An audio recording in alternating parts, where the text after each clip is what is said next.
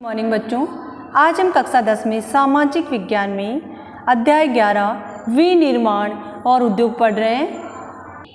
अपने टॉपिक चल रहा है बेटा आज भारत में लौह इस्पात उद्योग। यह उद्योग भारत ही नहीं बल्कि पूरे विश्व में औद्योगिक विकास का आधार स्तंभ रहा है। लौह इस्पात उद्योग को औद्योगिक विकास का आधार स्तंभ इसलिए कहा जाता है कि छोटे से लेके बड़े उद्योग इस पर निर्भर है। जैसे एग्जाम्पल के तौर पर अपन ले सकते हैं, छोटी से छोटी सुई या ऑल पिन से लेकर के बड़े से बड़े कूलर, बड़े से बड़े पॉट, बड़े से बड़े परिवहन संसाधन, इन सब में लौह इस्पात का उपयोग किया जाता है। इसलिए इस उद्योग को विकास का आधार स्तंभ कहा जाता है, आधारभूत उद्योग कहा जाता है, उद्योगों की रीढ़ कहा जाता है। साथ ही यह अन्य उद्योगों के विकास की जननी भी कहा जाता है। इसको अन्य उद्योगों के विकास की जननी भी कहा जाता है। सन 1830 में भारत में तमिलनाडु में पोर्टो नोवा नामक स्थान पर सर्वप्रथम इसकी शुरुआत हुई। तो भारत का जो प्रथम लौह इस्पात उद्योग माना जाता है वह है तमिलनाडु में पोर्टो नोवा। लेकिन बच्चों, ये जो उद्योग था तमिलनाडु में जो पोर्टो नोवा में 1830 में खोला गया, ये इकाई सफल नहीं हुई, असफल हुई। इसकी असफलता के बाद सफल शुरुआत 20वीं शताब्दी के प्रारंभ से ही संभव हुई, जब जमशेदजी टाटा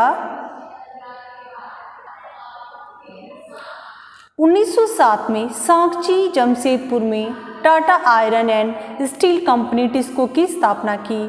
तो बच्चों, प्रश्न ये भी बन जाता है यहाँ पर कि भारत का प्रथम लौह इस्पात उद्योग कब स्थापित हुआ। तो अपन दोनों उद्योगों के नाम लिख सकते हैं, जैसे कि भारत का प्रथम लौह इस्पात उद्योग 1830 में तमिलनाडु में पोर्टो नोवा नामक स्थान पर खोला गया। लेकिन भारत की प्रथम सफल लौह इस्पात इकाई 1907 में सांची जमशेदपुर में Tata iron and steel company की स्थापना जमशेदजी टाटा के द्वारा की गई। इसके बाद 1919 में बार्नपुर तथा मैसूर में और 1923 में भद्रावती कर्नाटक में लौह इस्पात उद्योग स्थापित किए गए। इसने भारत में क्रम चल निकला लौह इस्पात उद्योगों का। 1936 में कुल्टी और हीरापुर के दोनों कारखानों को भी Indian iron and steel company में मिला दिया गया। तो इस तरह भारत में एक बार जो लौह इस्पात उद्योगों की स्थापना आरंभ हुई, तो इस प्रकार भारत में लौह इस्पात उद्योग की शुरुआत 20वीं सदी में होती है। स्वतंत्रता के बाद इस उद्योग का विकास विभिन्न पंचवर्षीय योजनाओं के माध्यम से किया गया। पंचवर्षीय योजनाएं बनाई गई जिनका उद्देश्य रखा गया, जैसे कि प्रथम पंचवर्षीय योजना का उद्देश्य था कृषि क्षेत्र में आत्मनिर्भर बनना। दूसरी पंचवर्षीय योजना का उद्देश्य रखा गया औद्योगिक विकास, जिसमें द्वितीय पंचवर्षीय योजना में ब्रिटिश सहयोग से दुर्गापुर पश्चिम बंगाल, ब्रिटेन की मदद से, आर्थिक मदद से दुर्गापुर पश्चिम बंगाल में लौह इस्पात इकाई खुली।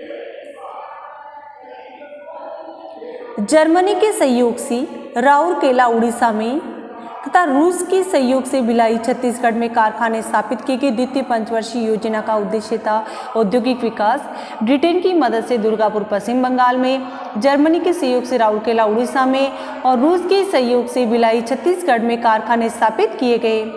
आरंभ में इनकी क्षमता 10 लाख टन थी, बाद में इनकी क्षमता बढ़ाकर 16 लाख टन कर दी गई। बच्चों, तीसरी इसकी जगह पर यहाँ पर चौथी करेक्शन कर लेना, यहाँ पर चौथी आएगा।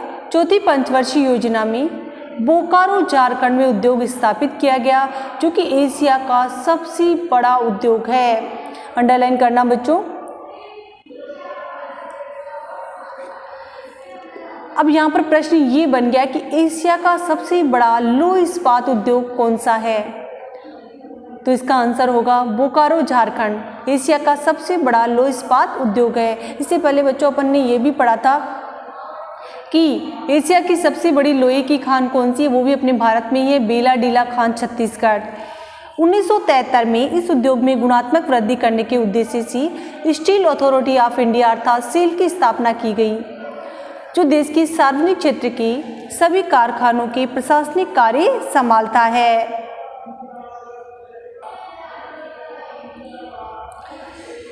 इसमें 3 और कारखाने जोड़े गए, विशाखापट्टनम आंध्र प्रदेश में, सेलम तमिलनाडु और विजयनगर कर्नाटक को भी शामिल किया गया है सेल में। स्टील अथॉरिटी ऑफ इंडिया की स्थापना कब की गई? 1973 में, जो कि सरकार के सभी लौह इस्पात कारखानों का प्रशासनिक कार्य संभालने का कार्य करता है। यह उद्योग कच्चे माल और सस्ते परिवहन पर आधारित उद्योग है। बच्चों, जो लौह इस्पात उद्योग है कच्चे लोहे पे, जहाँ पर लोहे की खानें हैं उस पर निर्भर है। इसी कारण इसकी स्थापना कच्चे माल, जहाँ पर एक कच्चा माल मिल जाता है, जैसे कि लोह अयस्क उद्योग का कच्चा माल है लोह अयस्क, कोयला, मैग्नीज, और जहाँ पर कम परिवहन अर्थात खानों के समीप के क्षेत्रों में होती है। लौह इस्पात उद्योग की स्थापना उन क्षेत्रों में होती है जहाँ पर लोह अयस्क पाया जाता है, कोयला पाया जाता है, साथ ही मैग्नीज। भारत में लौह इस्पात उद्योग की जो इकाइयाँ स्थापित की गई है वो जानकारी बच्चों अपन तालिका के माध्यम से देखेंगे। 2015 में भारत विश्व भर में कच्चे लोहे का तीसरा सबसे बड़ा उत्पादक देश बन गया है। भारत डायरेक्ट रिड्यूस्ड आयरन या स्पंज आयरन का सबसे बड़ा उत्पादक है। जो डायरेक्ट रिड्यूस्ड आयरन होता है उसका सबसे बड़ा उत्पादक है।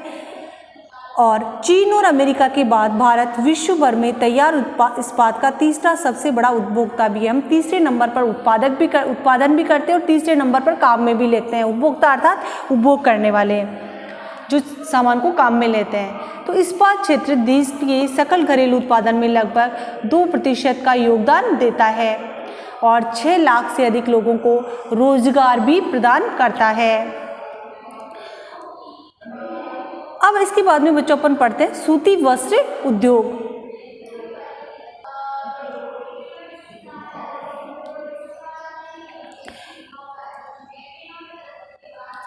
सूती वस्त्र उद्योग ये उद्योग भारत का प्राचीन उद्योग रहा है। सिंधु घाटी सभ्यता में भी वस्त्र निर्माण के प्रमाण मिलते हैं। सिंधु घाटी सभ्यता से ही वस्त्र निर्माण का उल्लेख मिलता है। एक ऐसा उद्योग है जिससे सर्वाधिक रोजगार का सृजन होता है। सृजन यानी सबसे अधिक रोजगार प्रदान करता है, उत्पन्न करता है। इसी कारण ये उद्योग विस्तार, उत्पादन और रोजगार की दृष्टि से देश में प्रथम है, पहले स्थान पर है। विश्व में सूती वस्त्र उत्पादन में भारत चीन के बाद दूसरा बड़ा देश है। भारत प्राचीन का समय से ही सूती वस्त्रों का निर्यातक देश रहा है। वर्तमान में भी चीन के बाद भारत का दूसरा स्थान है। भारत में आधुनिक स्वरूप का पहला कारखाना 1818 ईस्वी में कलकत्ता के फोर्ट ग्लास्टर में खोला गया। तो बच्चों, भारत का जो पहला सूती उद्योग माना गया 1818 ईस्वी में कलकत्ता के फोर्ट ग्लास्टर में, किंतु ये प्रयास विफल रहा। सन 1854 में पहली भारतीय सूती वस्त्र मिल मुंबई में कवासजी डाबर के द्वारा स्थापित की गई। ये भारत की पहली सफल सूती वस्त्र मिल है। प्रश्न ये बन जाता है कि भारत का पहला सूती वस्त्र कारखाना कौन सा था? 1818 में कलकत्ता के फोर्ट ग्लास्टर में खोला गया, लेकिन वो विफल रहा। पहली सफल शुरुआत 1854 में मुंबई में कवासजी डाबर के द्वारा स्थापित की गई, जिसने 1856 में उत्पादन शुरू किया। सन 1861 तक भारत में 12 मिलें खुल चुकी थी। 1947 तक भारत में 417 मिलें थी, जिनमें 3 लाख लोग कार्य कर रहे थे। वर्तमान में मिलों की संख्या लगभग 2000 से अधिक है। बच्चों, यहाँ पर मिस प्रिंट है, 1200 लिखा हुआ है, यहाँ 1200 के स्थान पर आपको 2000 करना है, जिसमें 40 लाख लोगों को प्रत्यक्ष रोजगार मिला है। सबसे अधिक रोजगार ये उद्योग प्रदान करता है। ये उद्योग के सकल घरेलू उत्पाद का 14% यानी जीडीपी में जो उद्योगों का योगदान है उसमें 14% सूती वस्त्र उद्योग का है, भाग प्रदान करता है।